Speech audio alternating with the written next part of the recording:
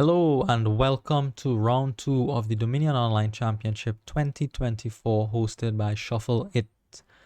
In the last video in round 1, we explored a new card and new mechanic from Rising Sun, the Fishmonger with the Shadow mechanic. We will continue to explore the Shadow mechanic in round 2, this time with Tanuki. Tanuki trashes a card from your hand and gains you a card costing up to 2 more coin than the card you trashed. Additionally, as a shadow, Tanuki sits at the bottom of your deck every time you shuffle your deck, and you may play it from the bottom of your deck at any time, provided you have the actions to do so. Tanuki is one of the strongest cards out of Rising Sun. Let's have a look at the rest of the kingdom now. The draw here is strange. Apothecary will draw, but it only draws coppers and potions. Altar can draw because the shy trait is attached to the altar. What that means is at the start of your turn, you may discard an altar for 2 cards. You may only discard 1 altar for 2 cards. And the final source of draw here is the Distant Shore, the last of the Odysseys. Plus action comes from Town, from Ghost Town, and from Native Village. You have gain from Altar, Tanuki, and Sunken Treasure, another Odyssey card. You have plus buy from Town and only Town, and your trashing is from Altar and Tanuki. Looking at this kingdom, my initial thought was to build something with Apothecary and Native Village. If you are a newer player, this is a old classic combo. Apothecary siphons the yellow cards out of the deck in the early game, leaving the green cards on top. Then you play your Native Village and calmly, coolly set aside green cards every time you play your Apothecary. It's an elegant combo and one that I thought of pursuing here. I might get to province and then I can set aside that province and then buy another one and keep going like that. However, there is a card here that puts a real spanner in that plan, and that is a Charlatan. Charlatan will land curses into your deck and the Apothecary cannot pick up those curses. That will be a huge problem, especially considering that Tanuki and Altar only trash 1 card at a time. So we need to manage the curse situation first. It's one of those games where we need to establish the curse split, and only then we can see how much or how little we can build the deck and in what direction we want to take the game from there. There are additional reasons for going after Apothecary early aside from my personal preference. One of the reasons is that it draws the most out of all the draw options we have here. That translates to faster cycling. That translates to shuffling your deck more often. That means we get to play Tanuki more often. Every time you shuffle, Tanuki goes to the bottom and then you can call it from the bottom of the deck, play it from the bottom of the deck. That is valuable, in addition to the usual benefits of drawing and cycling. Additionally, Tanuki works well with Voyage, another Odyssey card which is not displayed here. And you'll see that as we progress through the game. For now, my game plan is to get the Apothecary for draw, get up to Charlatan, get up to Altar, and distribute the curses and then see how we can build from there. So my opening is definitely going to include a potion in it. I'm not sure what the 3 will be just yet. My opponent does not open with a potion. They go for a town. And I know why they go for the town. They want to get the 6 for the altar without drawing all the coppers from the Apothecary, which is fair, which is completely reasonable. Apothecary does have a bit of a slow start because you can't buy an Apothecary on turns 1 and 2. So some people often choose to delay the buy of the potion for that reason. However, I've outlined before that there are other reasons for me getting the Apothecary other than hitting 6. I go for the old map here bit of cycling, and it rotates the Odysseys. In my kingdom analysis, I mentioned 3 Odyssey cards. I'd like to have some degree of control over that pile. My opponent also goes for an old map. Now, this is a reasonable chance of getting to 6. Old map with the town. I don't know how reasonable. Maybe like 40%. It's more likely to get to 5. On turn 3, I have enough for the apothecary and I get that straight away. Let's see if my opponent does get the 6 with the old map and town combination. They don't. But they get to 5. Charlatan is still a good card. And I have an excellent first shuffle here. I'm able to get both an apothecary and a charlatan. I briefly considered the Tanuki here, but I said no. I'll get the charlatan. The charlatan will help me get the altar, and the altar will help me get the Tanuki. I also need to be returning some of these curses back to my opponent. I don't want to take 6, 7 of them. So we go for the charlatan straight away. That will help me get to the altar, which is extremely valuable for many reasons, not just because it can trash and then gain 5 cost cards. Altar is shy, you may use it to draw, and in the end game, altar costs 6. It means it's a target for the Tanuki to turn that into a province. Having a card like Tanuki that can just gain a province on command is tremendous. One of the main reasons why this card is so strong. Alright, turn 4 for my opponent. They have the town now. They draw, probably fishing for the charlatan. They don't find it. Only get up to 3 and they buy a ghost town. They want to see that charlatan as soon as possible, which makes sense. I also want to see my charlatan as soon as possible, so I get a ghost town myself. I really don't want it to miss. I'd like to land a curse in my opponent's deck as soon as possible, and I'd like to see my apothecary as soon as possible as well. Old map for my opponent. They do not rotate the pile across. They get to 6 before me. This is what I was talking about with the slow start from the apothecary. They are second player, but they got to the 6 before me. And they pass it back to me. After buying the altar, my apothecary reveals 2 cards. I put that into my hand. Land a curse with the charlatan. And I also have 6 to buy an altar myself. Great. Town for my opponent, just 3. That's enough for a ghost town though. Still a reasonable card to get. Here I am going to rotate the pile because I have enough money to buy the Voyage. The Voyage is a good card. You'll see how much use we both get out of Voyage during this game. Even though your extra turn is significantly weakened, it's still valuable to have it.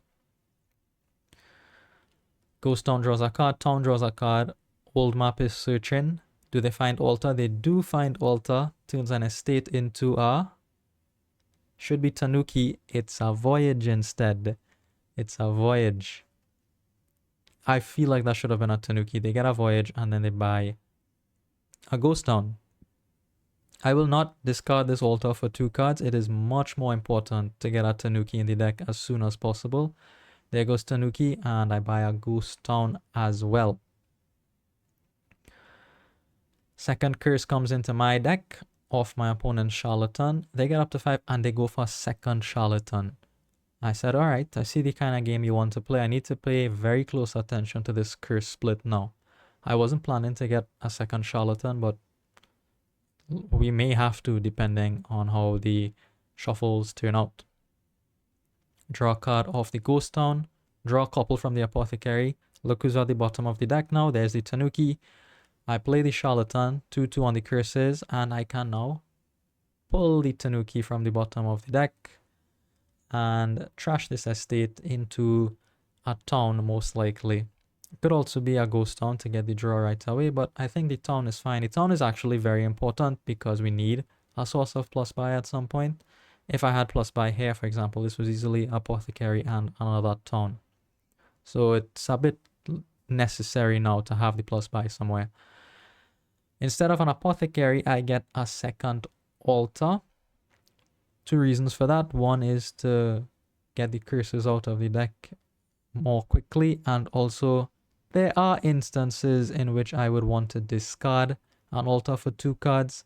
Finally, it's another target for Tanuki in the endgame so that I can get a province quite easily. I get another curse, so now I'm down 1 on the curse split. Here I spin the voyages away and reveal the sunken treasure because I can immediately make use of that newly revealed card, play the voyage, trash our curse with the altar to gain the sunken treasure here, and 2 is enough for a native village so that we may be able to execute that cute combo with the apothecary and the native village. On the voyage turn, recall we can only play 3 cards from our hand on the voyage turn.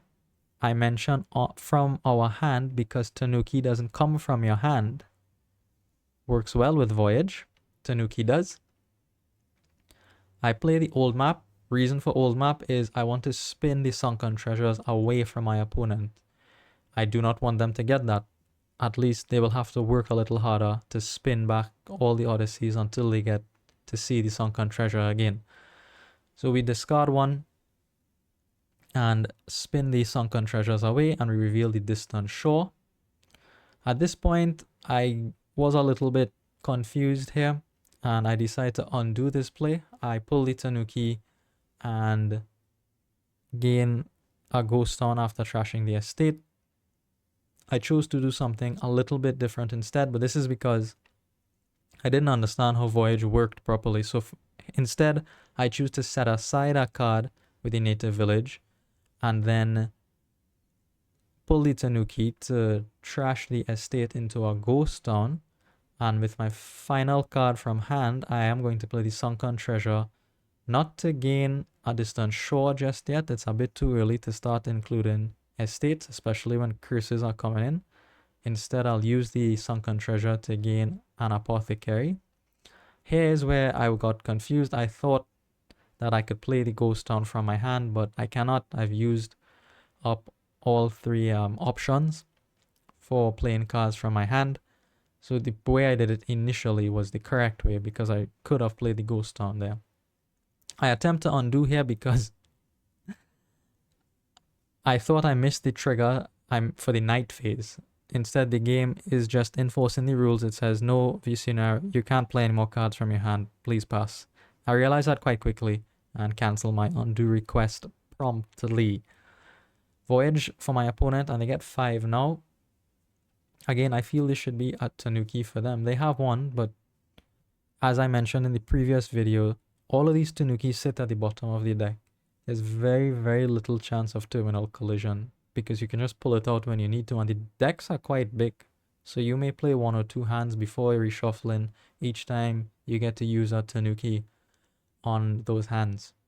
They do go for a second Tanuki, an excellent purchase. Here's their Voyage turn. They play their Charlatan, land a curse, trash an estate with the altar. Let's see what they get. Will it be a 3rd Tanuki, a Charlatan? It's a ghost town instead, and they play that ghost town from their hand for the next turn. We are a bit behind on the curses. However, we are drawing more and cycling more than our opponent. And I have an extra altar. I like the extra altar. Apothecary draws 2, reveals that there is indeed an altar on top of the deck, so I will draw that altar and trash one of the coppers. I'm not entirely happy to have to trash one of the coppers, but it's important to get more Tanukis in the deck, so I'll sacrifice a copper for that and then buy my 3rd apothecary. Ghost Town draws for my opponent. They play a Charlatan. I think I'm down by 2 curses now. Charlatan into altar for them. Altar trashes a copper. They gain a 3rd Charlatan. That's a lot of Charlatans. And they play 3 Ghost Towns. I return 1 curse to my opponent with the Charlatan here. I choose to buy a ghost town here instead of an apothecary. I want to draw as many cards as possible so that the Tanukis can have a wider search space for things to trash. And I don't think I really need 4 apothecaries right now. 3 should be sufficient for what I want to do for right now. Let's have a pause and look at the game state. The ghost towns are empty and the curses will empty. So it's quite possible that a 3-pile ending is on the cards here. We do have to keep an eye out for that. Just in the back of your mind, of course. It's not imminent, but things may take a turn in that direction quite quickly, so you should be prepared for it. I get another curse from a charlatan. Tanuki comes out for my opponent. They turn a curse into a native village and they buy a province. That was a little bit annoying for me, the province buy, because it may signal a rush ending for my opponent. They are winning the curse split, so they have a bit of an advantage right now, I would say. Cleaner deck and our points lead, significant points lead too. We take the cards from the ghost town. I want the altar in hand. 2 trash cards. I do not want to discard it for cards, especially when the apothecaries have been doing brilliant work. They've drawn 2 and 3 cards for most of the game so far. And I will get very close to the end of the deck here. This old map will go through 2 cards. I am not going to rotate the pile there because I want the distant shore. I plan to pick up a distant shore with the sunken treasure. Native village sets aside a card. Now the last 2 cards from my deck are Tanukis, but I don't need draw because they're shadows. Just tell them to come out, trash cards. Trash that cursed Tanuki, get me a native village. Trash the other one, get me another native village. And we have drawn to the end of the deck, in a manner of speaking. 3 native villages I have now. I use this altar to get rid of yet another copper. And I gain a charlatan. I was a bit concerned about having enough money to get to province, is why I gained that second charlatan. However, in retrospect, maybe a 3rd Tanuki was better there. It's not clear to me yet. Sunken treasure comes out. That gains me a distant shore, and I use the remaining money to buy a 2nd town. On this shuffle, though, I have to start scoring, I believe. The native villages are easy to run, and the curses will run out for sure by the time I reshuffle. On my voyage turn, I play an apothecary because I want to see what is on top of the deck. 1, maybe I can set aside a bad card with the native village. None of these cards are bad though, so that was a bit of a waste. Additionally, I don't draw any copper or the potion. I'm not quite sure in what order to put this here, but I think any order is fine. I'll play the native village anyway and put the last curse in my opponent's deck. So now that pile is empty and there are 6 native villages left. There are distant shores around which can gain estates. Let's see how it goes. I have a points deficit as of now. My opponent cleverly rotates the distant shores away from me. Recall, they don't have a sunken treasure, so it is not easy for them to gain distant shores. They would have to spend their buy to do it. So they said, I'm not going to contest you on that. I'm just going to limit your distant shore to 1. You'll have to spin that Odyssey pile 3 more times before revealing the distant shores again.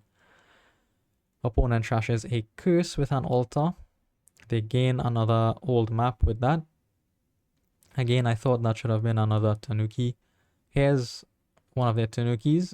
Copper goes to native village and they play a ghost town and go into their voyage turn here. They play 2 charlatans and they're able to buy an altar on the voyage turn. That's excellent. That is an excellent 3 cards for a voyage turn. At this point, I've put aside some good cards on my native village mat. An apothecary and an altar is there. I'd like those cards to be in the deck and not sitting out of the deck doing absolutely nothing. So I pick it up. Apothecary draws 1, copper, reveals the rest of the deck after a bit of reordering here. I put the town on top. I think that's the right thing to do. And I can draw into the town with the old map. That seems to be the way to go there. I'm not sure what else I was considering at that point. discard the copper, spin the Odysseys to get back to the distant shores as soon as possible, and altar trashes a curse. I gain a duchy. Now here, I paused for a moment in game. I was initially considering playing the altar, trashing the second curse for another duchy, and then playing the charlatan, maybe buying a silver at this point. However, at the end of all of that, I would play 3 ghost towns. What that means is I would draw into the Tanukis for my next hand because the ghost town gives me 3 extra cards. You can see there are 9 cards left in the deck. I would draw 5 of them as usual and then draw 3 more. So 1 Tanuki would be in hand for sure. I mentioned in the previous video with the fishmonger, drawing shadows is suboptimal. You want to avoid that as much as possible. And this is especially true for a card as strong as Tanuki. Instead of trashing the curse with the altar here, I'm going to play both Tanukis from the bottom of the deck because I'll get to use them on this turn and on the next turn because of that shadow mechanic. You'll see what I'm talking about here. So the Tanuki will come out and I'm going to trash the altar into a province and I'm going to trash the curse into an estate, going fully for points now. The end of the game is very close. There are only 5 native villages left. My opponent has an altar. They have 2 Tanukis on tap. They have a plus buy in town. They have an extra turn in voyage. Those villages can disappear quickly. So I need to get that points lead and make it as big as possible to avoid losing and potentially put me in a position to win. After scoring 3 ghost towns, pass it back to my opponent. Let's see what they come up with now. Native village. Sets aside. Town draws. Tanuki is summoned. They turn a curse into an estate. And they only have 2 to buy another estate. This is what I was talking about, where the Tanukis at the bottom of the deck, and I can play them. They're not like remodels that are somewhere in the deck and I would have to hope to draw them. They are at the bottom of the deck. I know that, and I can play them whenever I want. And I start this turn with 4 actions, and I have 2 native villages in play. I can definitely play those Tanukis. If I drew 1 or 2 into my hand here, I would not have that option to play them last turn and this turn. I would only have the option to play them on this turn. Very, very important to do your best to play shadow cards from the bottom of the deck rather than drawing into them. Especially Tanuki, and especially in an endgame. Apothecary reveals no coppers, but it does reveal the win. The win is here. Maybe you can find it if you pause the video. Distant Shore starts off the sequence of events that leads to a win that gains me an estate. The town will give me the plus buy, so that's 2 more estates. 2 coin from the town. I can play the charlatan for the money, so that's 5 and 2 buys. I get 2 more estates. Where are the other 2 estates coming from? Tanuki, Tanuki. I can change any of these other cards into the estates and win the game. It's very simple. This is the power of Tanuki. This is why I made sure to get 2 sets of uses out of the 2 Tanukis on my last turn and on this turn. It set me up for a win here quite nicely. I hope you are understanding how powerful the shadow mechanic is, and I hope you understand how strong Tanuki is. Thank you for watching, and I will see you in the next one.